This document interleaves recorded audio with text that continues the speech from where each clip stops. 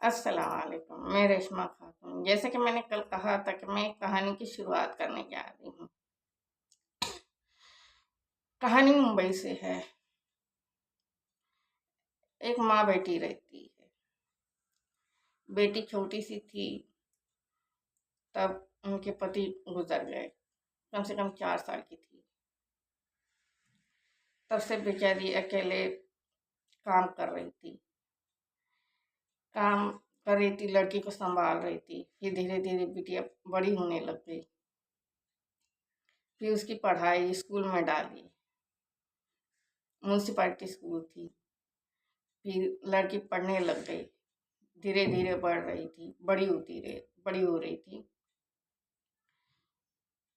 फिर माँ काम कर रही थी, 8 घंटा 12 घंटा ड्यूटी करके आती थी, खाना वाना पकाती थी। सवेरे जाने से पहले लड़की की बाल बनाती थी, चोटी बनाती थी। उसकी पढ़ाई की तैयारी, स्कूल की तैयारी कर रही थी।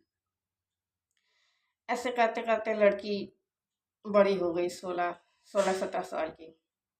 वो भी बीच बीच में पढ़ाई करने के बाद देखती थी कि माँ काम कर रही है, पढ़ा लिखा रही है मुझे।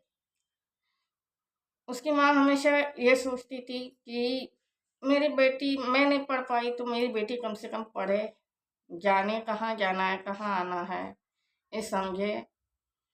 ये सोच के वो अपनी लड़की को पढ़ाती थी।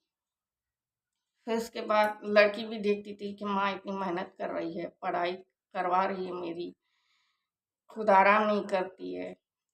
हर तीज त्योहार पे थोड़ा थोड़ा सामान बनाती थी।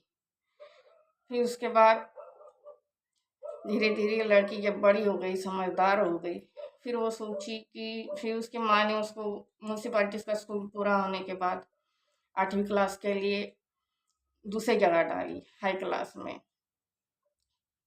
फिर लड़की पढ़ाई कर रही थी। फिर वो फेल हो गई। उसका दिल नहीं लग रहा था। फिर वो सोची कि मैं पढ़ाई छोड़ के माँ का हाथ बटा लूँ। फिर ऐसे सोच के जब फेल हो गई तो फिर उसने स्कूल छोड़ दी। स्कूल छोड़ी। उसके बाद में उसने अपने माँ से बोली कि मैं काम करना चाहती हूँ, मैं भी तुम्हारा हाथ बटाना चाहती हूँ, आखिर अकेले कहाँ तक काम करेगी। तो माँ बोली ठीक है, मैं लगा देती हूँ तुझे मेरे बगल वाले कंपनी में। तो माँ ने लड़की को लगा दिया अपने बगल वाली कंपनी में। फिर धीरे धीरे ऐसे वक्त बीता। थोड़े दिन काम की और थोड़ा काम की, उसके बाद में उसकी माँ बीमार हो गई।